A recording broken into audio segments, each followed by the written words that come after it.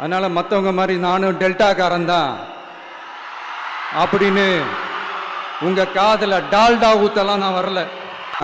அடுத்த ஜென்மத்துல நான் ஒரு விவசாயி குடும்பத்துல பிறக்கணும்னு ஆசைப்படுறேன். முக்கியமான சதி என்ன தெரியுமா? இத பாரு, ஒண்ணு நீ இல்லனா நான் இல்லனா நீ இல்லனா நான். நமக்குள்ள வேற எவனும் நடுவில் வந்துடக்கூடாது.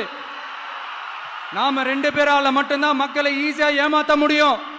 இந்த விஜய் வந்ததுனால நமக்கு பொழப்பே போச்சு. மக்கள் வேற அவனை தான் நம்புறாங்க. நாம வெளியே அடிச்சுக்கிற மாதிரி அடிச்சுக்கிட்டாலும் உள்ள நம்மளுடைய டீலிங் பக்காவா இருக்கணும். மக்களோட ஃபீலிங்ஸை பத்திலாம் நமக்கு கவலை இல்லை, நமக்கு டீலிங் தான் முக்கியம். மாத்தி மாத்தி ஆட்சிக்கு வந்துடலாம்னு நினைச்சோம், ஆனா அது நடக்காது போல் இருக்கு. அதனால நீ என்ன பண்ற? எஸ்ஓபின்னு போட்டு ஒரு பக்கம் அவனை தடுத்துரு, இன்னொரு பக்கம் அவன் மேல பழி போட்டு நானும் தடுத்துறேன். என்ன ஓகேவா? டீலிங் ஓகேவா? ஓவர். வரணும்னு சொன்னோம். நீ வரும்போது பெரியாரு, அண்ணா, எம்ஜிஆர் எல்லாம் தூக்கிட்டு வருவாங்க. என்ன கண்டா? திமுக யாரு? அண்ணா தோற்றுவித்தது.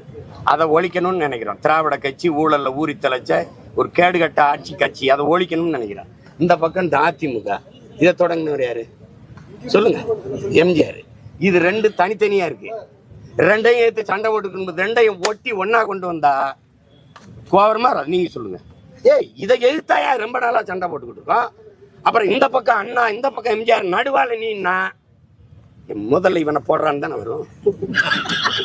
ஏப்பா நீ அந்த பக்கம் ஒரு கட்சி வச்சிருக்கிறாரு, அவரை ஒழிக்கணும்ன்ற திமுகவை தொடங்கினவரை தூக்கிட்டு வரல. என்னைய கொல்லணும்ட்டு என்னை பெத்த அப்ப நான் கும்பிட்டுட்டு வந்தீங்கன்னா அப்புறம் அவன் பெத்த புள்ளதானே நானு. இது என்ன கோட்பாடு?